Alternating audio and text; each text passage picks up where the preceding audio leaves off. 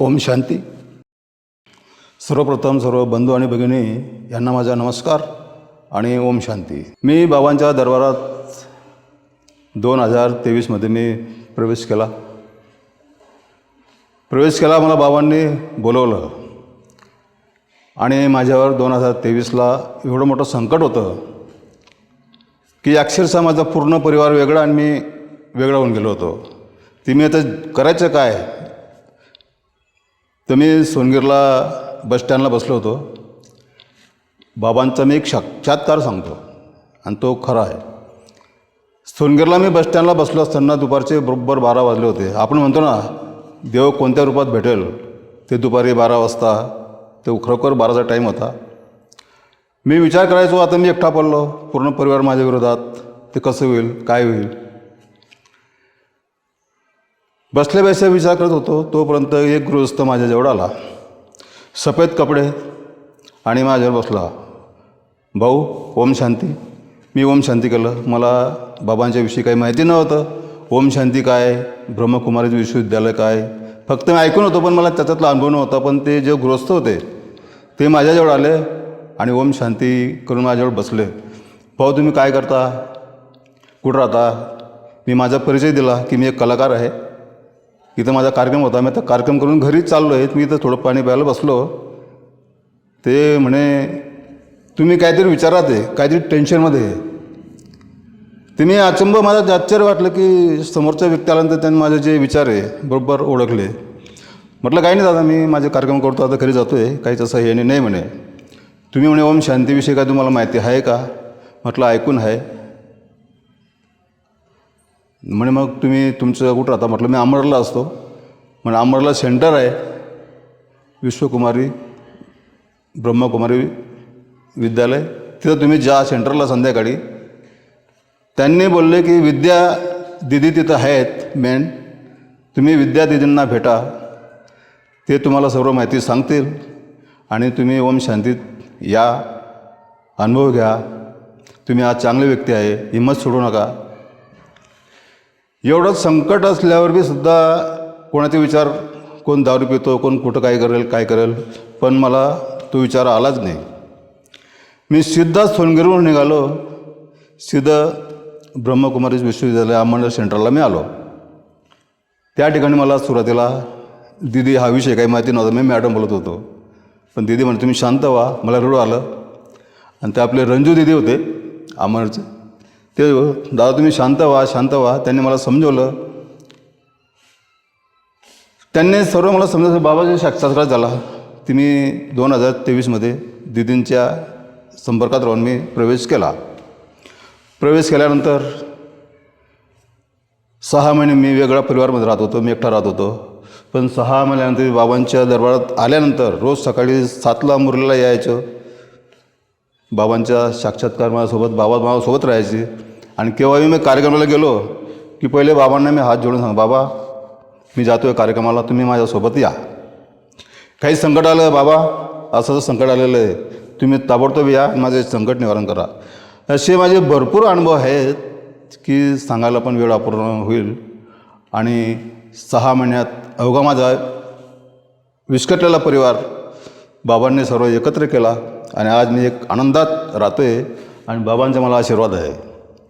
मी एक उदाहरण सांगतो, बाबांचा साक्षात्कार कसा असतो. माझी सुनबाई आता मागच्या 3 महिन्यापूर्वी डिलिव्हरीला होती. पहिला महिन्यापासून तिचं स्टेटमेंट चालू होतं आणि डॉक्टरांनी सांगितलं होतं की थोडं सिरियसली आहे बुवा डिलिव्हरी. मी म्हटलं डॉक्टर काही टेन्शन नाही, आमचे बाबा आहेत आणि लॅब माझ्या याला लावलेला होता बिल्ला. मी डॉक्टर सांगितलं काही टेन्शन नाही, तुम्ही तुमच्या पद्धतीने हे करा, काही होणार नाही. माझ्या सुनबाईला नाही म्हणे बाबा बाळाला काय पोटात पाणी कमी कमी असं काहीतरी होतं, एक तर आई वारेल नाही तर मग मुलगा हे होईल, असं काहीतरी दोघांपैकी एक हे होईल. म्हटलं काहीच होणार नाही. मग तुम्ही कसं काय एवढं सांगता, तुम्ही डॉक्टर आहे. म्हटलं माझे डॉक्टर बाबा आहेत, बाबा माझ्या सोबतीला आहे ना, ते काहीच होणार नाही. म्हटलं माझी सुनबाई दुपारी 2 वाजता रूममध्ये गेल्या, डॉक्टर घेऊन गेले. ते सर्व स्तब्ध बसले होते की काय होईल. पण मला काहीच फरक पडलेला. मला माहिती आहे की बाबा निवारण करतील. सुनबाईमध्ये गेल्यानंतर आणि अवघ्या अर्ध्या तासात समाचार आला की डिलिव्हरी सुखरूप झाली. एवढं टेन्शनमध्ये सर्व पडल्यानंतर सर्व असल्यानंतर म्हटलं बघा, मी डॉक्टर म्हणतो, डॉक्टर माझ्यासोबत बाबा आहेत, बाबा माझ्या परिवाराला कधीच काही धक्का लागू देणार नाही आणि कुठेही गेल्यानंतर मी बाबा माझ्यासोबतच येतात, मी बाबांना बोलून घेतो. तर मी पुष्कळ पंथात वाजवलेलं स्वामी समर्थ अमुक ढमुक तमुक आणि अवघ्या 6 दिवस मला बाबांच्या दरबारात यायला लागलं. आणि तिथे सांगितलं की प्रकाश भाई आपको एक गीत गाणं है बाबा का शहनाई के ऊपर. मी बाबांचे गीतसुद्धा ऐकले नव्हतं, काही नव्हतं. घरी गेलो, काय करू काय करू काय करू, कोणतं गीत म्हणू. पण शेवटी बाबांचं खरंच माझ्याशी खूप संबंध जवळचे झालेले आहेत. बाबा माझ्यासोबतच असतात कुठं पण. अवघ्या मी 6 दिवसाचे शयनावर एक गीत मी रियाज केला घरी. मला काही माहिती नाही, मी मोबाईल काढला, त्याच्यात पाहिलं कोणतं गीत म्हणून मग मला एक गीत सापडलं की वो मेरा बाबा है. आणि खरंच बाबा माझे आहेत आणि मी बाबांचे आहे. ज्या दिवसापासून मी बाबांचा हात धरला, ते बाबांनी मी माझा हात सोडला नाही, मी पण बाबांचा हात सोडणार नाही. असं माझा हा प्रवास या ओम शांती दरबारात, बाबांच्या दरबारात. परत मी मधुबनला पण जाऊन आलो. त्या ठिकाणची जी शिस्त, तिथलं वातावरण, तिथली जी पॉवर, जी शक्ती माणसाला शांत आणि वेगळंच वातावरण तिथं माणसाला एक व्यवस्थित करतं. तिथले नियम, कोणाला काही पद नसल्यावर बी जो ज्याचं काम करतो शिस्त पद्धतीनं, आवाज नाही काही नाही. एवढं आज लाखो हजारो लोक तिथं जेवण करतात आणि तिथलं पाहून खूप आनंद वाटला. आणि सर्वांपेक्षा सर्व जे पंथ आहेत आजकाल, सर्व बोगसगिरी आहे, पण बाबांचे जे शिस्त आहे, भ्रष्टाचार नाही आणि स्वार्थ नाही.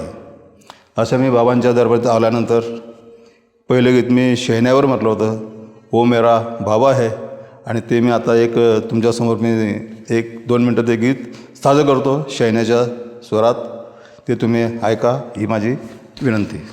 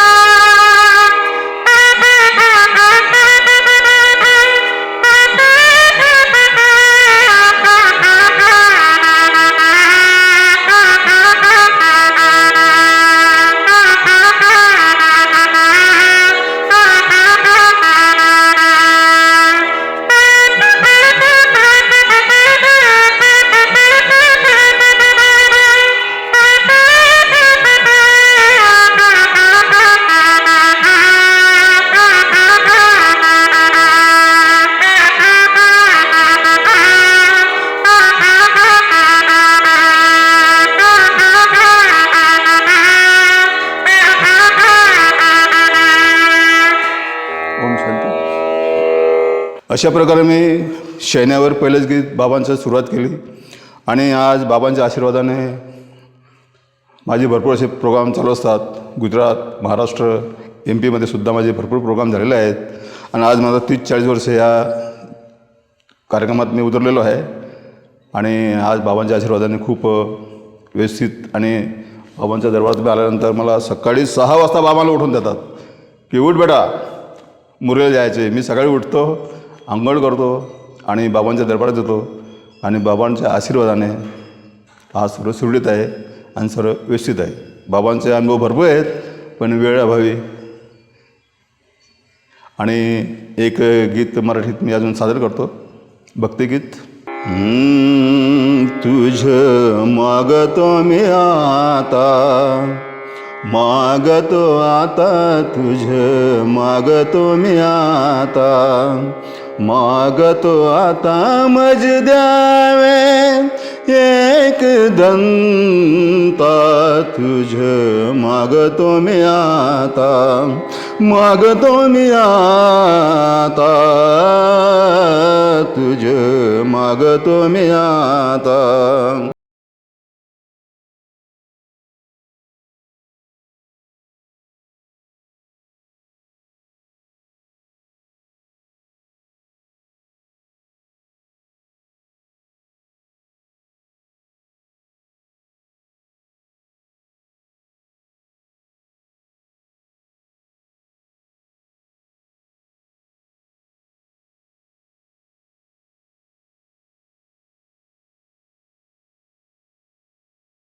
गती संगती मज द्यावे एक दंता, तुझ मागतो मी आता, मागतो आता तुझ मागतो मी आता. धरणी धरायसे घ्यावे, धरणी धरायसे द्यावे, सर्वभूती लीन व्हावे, तुझे शरण शरण शरण, आलो पतित मी जान, पतित जान, आलो पतित मी जान. तुझ्या अपराधी मी खरा,